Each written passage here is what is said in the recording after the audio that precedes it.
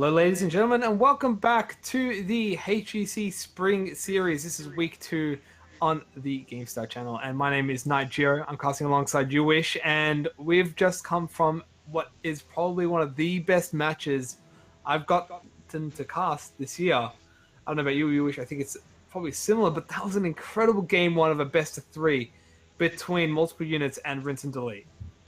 Yeah, it was. I couldn't agree more. It was an exciting series. It was a best of 3. I'm kind of hoping that Rince and Delete can pull off this second game, so we can go to a full 3 games. I think if all games can pull off between these teams, it could get really exciting. And it's a pinnacle. Talked about it a little bit tonight, but what we really like to see watching Heroes, and what makes Heroes exciting and so dynamic, is these crazy team fights and these crazy lockdown comps and things like that. And makes it really enjoyable for us to cast, and hopefully for you guys to be watching at home. Yeah, the back and forth is just incredible. Who doesn't love to be on the edge of their seats for a gruesome match? But speaking of another gruesome match, we're heading off towards Battlefield of Eternity for Game 2. Oh, yes, a beautiful, beautiful map right there. But fantastic transition.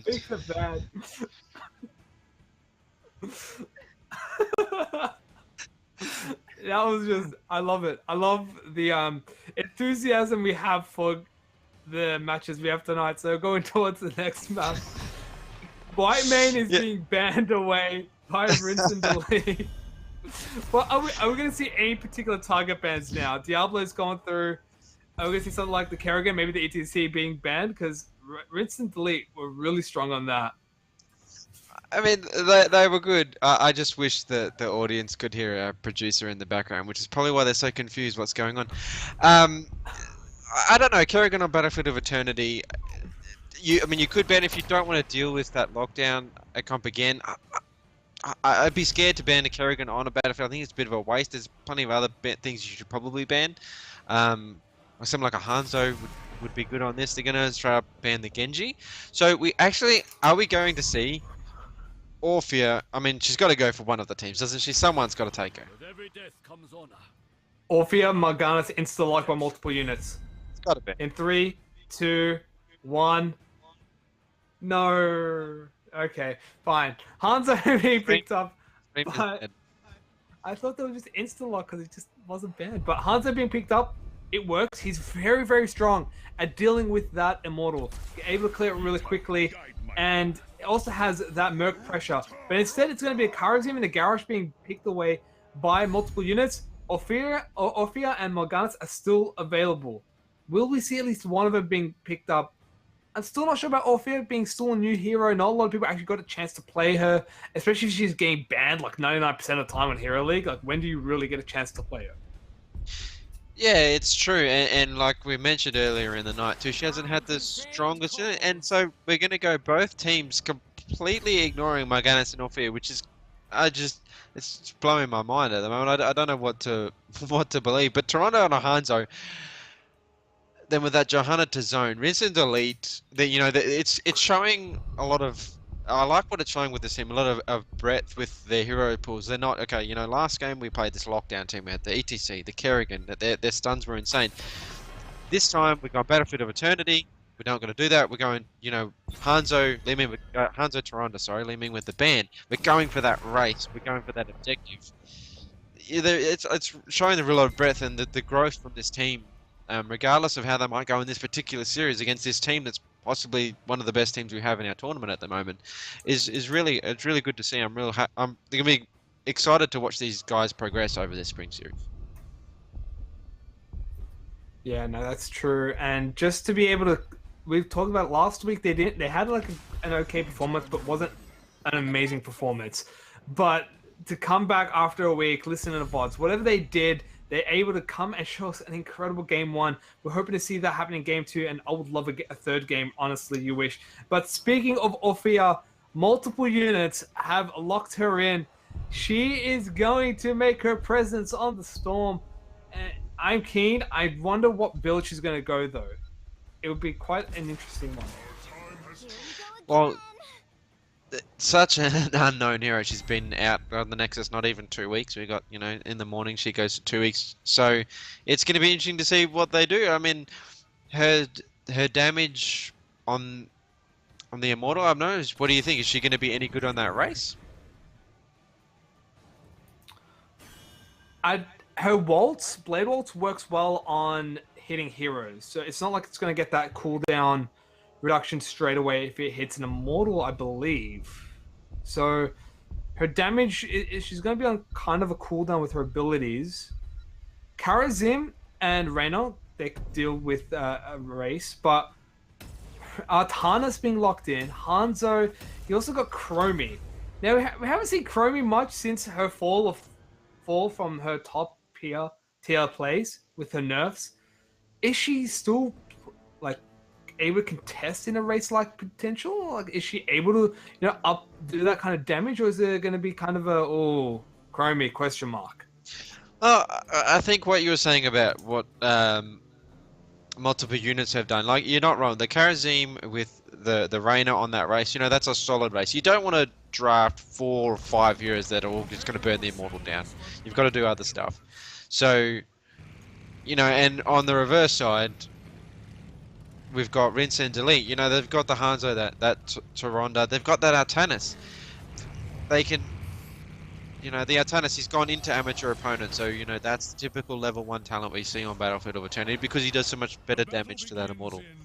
So, with the Chromie, they don't really need the Chromie to assist the race. She can poke. Yes, she can still poke from a distance. She get a little bit of warning and stuff now with the changes that was made to her this last year.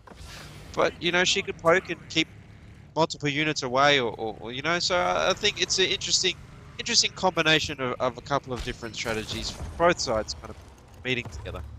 If that made any sense whatsoever. It's to me, in the way that she still is annoying, because I hate a good Chromie. But we're going into this next best of 3 matches. This game 2. Quickly, on the blue side, it's going to be multiple units.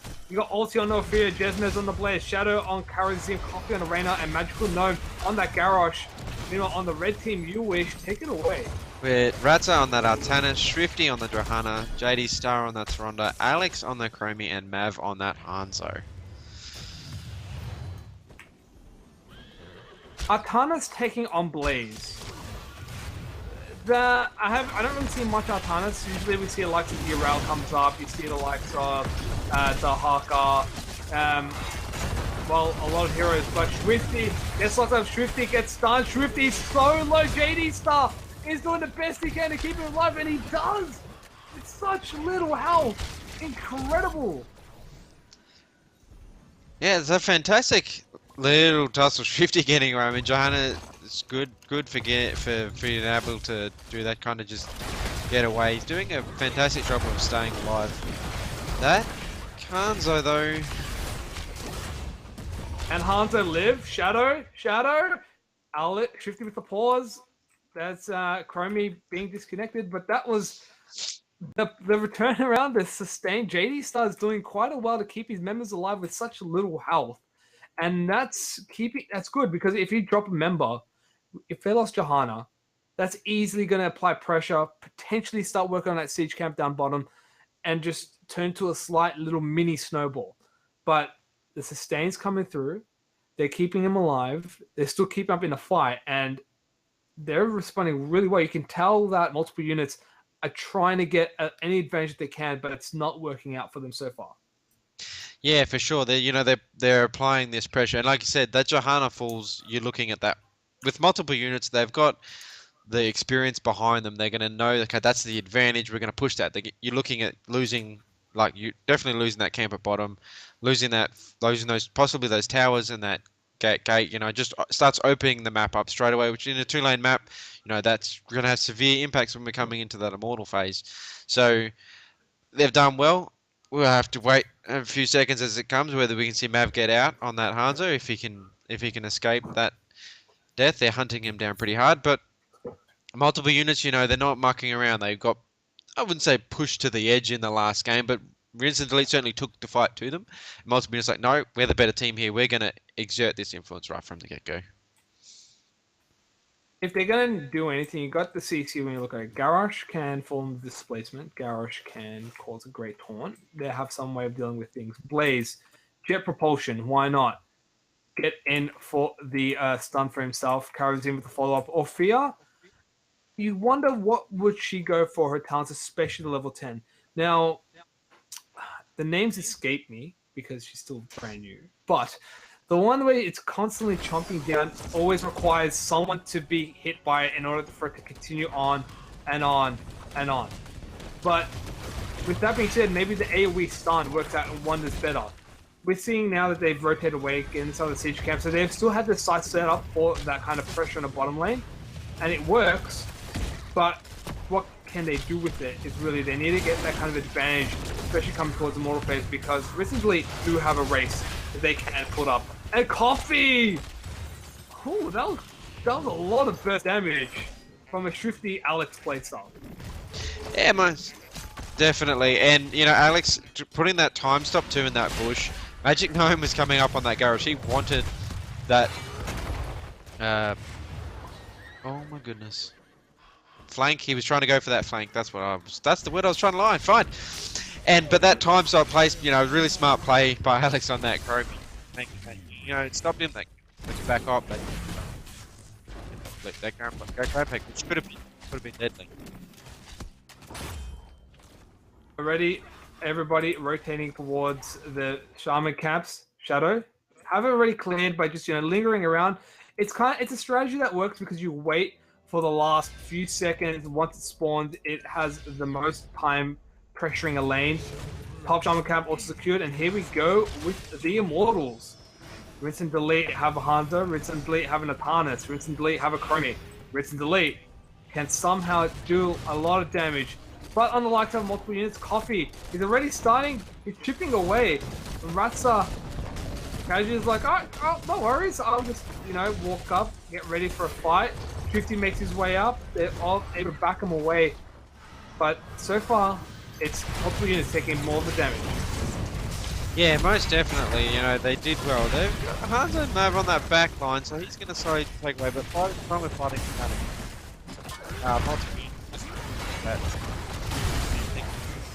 Going to get that to Rondo as well, put a little bit out, and they've still managed to burn down that at the same time because they'll fight.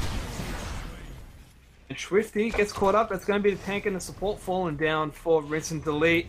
Now the defense happens, but a great zoning out from Magical Gnome. He's able to keep him away as the rest of multiple units, just Coffee and co, really clearing out that mortal. Doing quite a lot of damage. It's going to help him push up and pressure quite a bit. It's up to Rinse and Delete now. Can they rinse their mistakes from that fight and delete this Immortal? So pay attention. I was gonna make a Rinse and Delete joke. Anyway, yeah, with it, like, you know, looking at a 66 to maybe 70% shield on this Immortal, so it's pretty strong for the first one. They were able to, you know, like I said, we weren't sure about that race, but they're like, are they gonna? They're just gonna flip that to Hannah.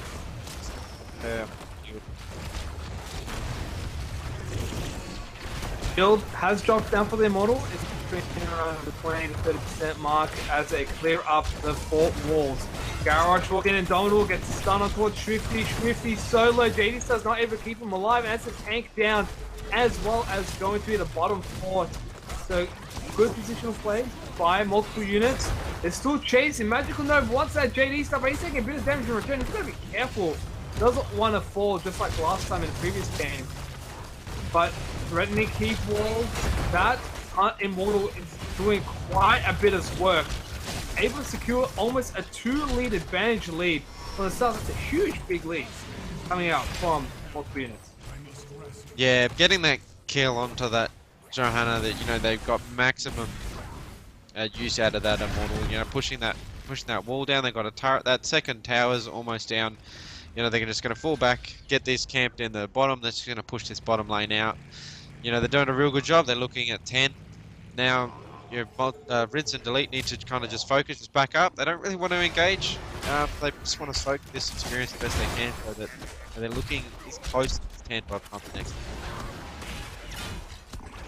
Ulti opting to not go for a pure shade Shadow Waltz build, so it doesn't have the kite, but with him delaying in the bottom lane, the rest of multiple units were able to rotate and secure themselves a kill onto the Atarnis. That's going to open up this top lane, definitely getting those walls and potentially Fountain. but Magical Gnome starts to rotate down, finds himself a Swifty, flips him over the wall. As the rest of Risk Elite come in to clear these minion waves and keep that Fountain live, but they are going to lose this top Kaiser camp. Yeah, and if they're not careful, they're going to have to really watch these rotations. That Ratzer really got caught out on that Artanis then. That 3-man rotated onto him, and he was just on an island all by himself. And this is what, this is the experience coming from multiple units. There's a 2-level lead, they've got the chance, they're just going to push Rinse and Delete in under this fort. And, might not have to do anything. The Immortals spawning in 5 seconds, and we're still in love with Delete getting their 10s. They're going to have to be careful. Just completely, might have to...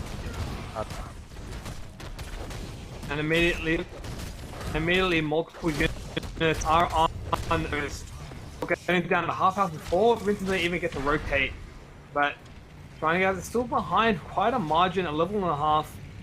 Don't have nowhere near that level 10, and this is just going to be multiple units playground right now. It's pushing him away, forcing him out.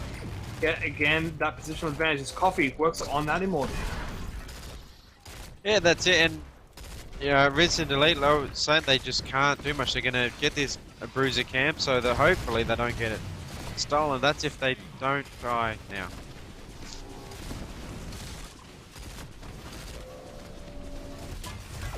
Still forcing it back away.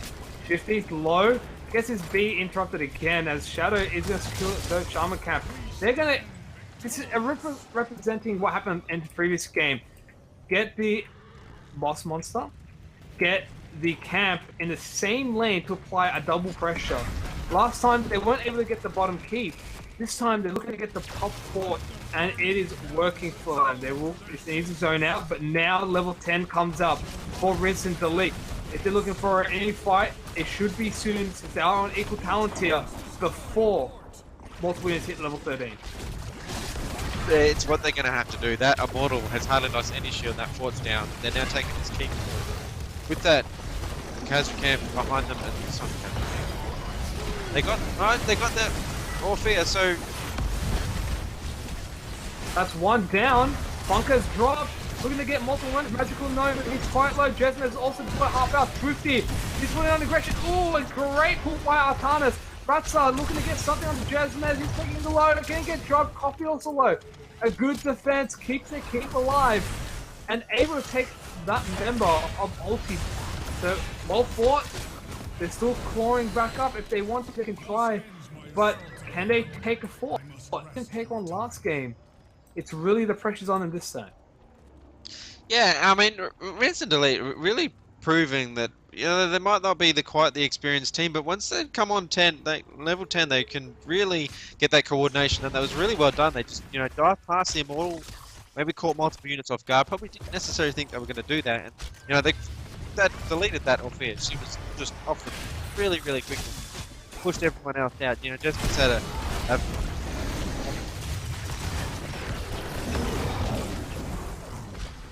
oh, and here we go. Ulti finds himself an Alex. Jesmes with the stunning display of a jump propulsion there. Gets himself pick. That's going to be Alex down. Unfortunately, Shrimpy will follow, and that's the tank. That's the range damage. All members are dropping like flies as multiple units probably feeling really sour from their loss in the previous game. Do not want to take any chances for why they didn't pick up Morganas.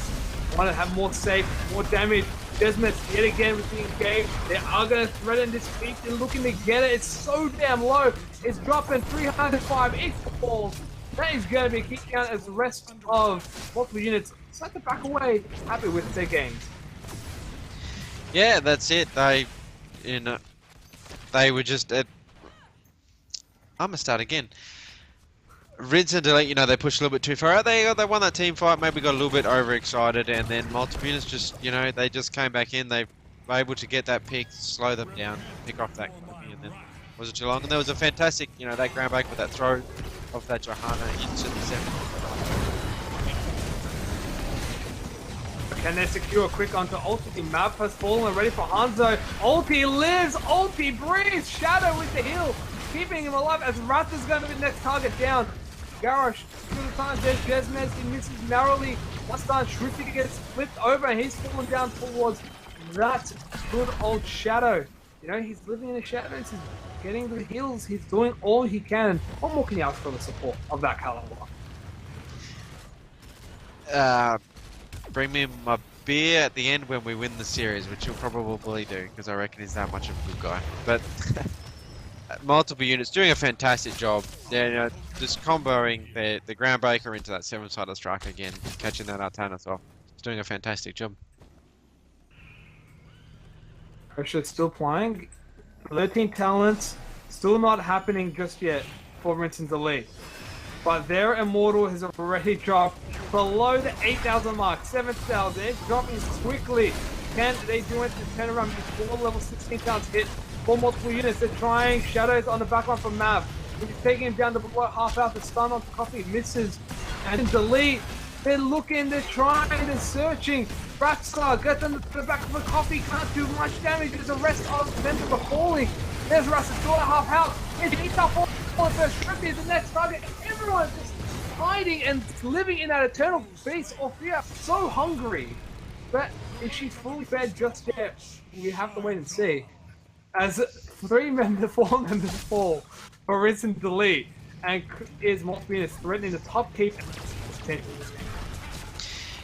Yeah, I mean, we're only 13 minutes in, those death timers aren't long, but a 16 to 13, that Immortal with 100% shield again. Yeah, multiple units coming out in this game, just showing, 14 kills to 1. They're really just the sheer aim we see coming out from just magical gnome stuff, getting the multiple spawns, getting the right flips and the right targets, as well as the damage from multiple members of multiple units. They are able to get this game in very convincingly. 13 minutes. Why not? Let's just get another kill one onto JD Star. He's fallen down.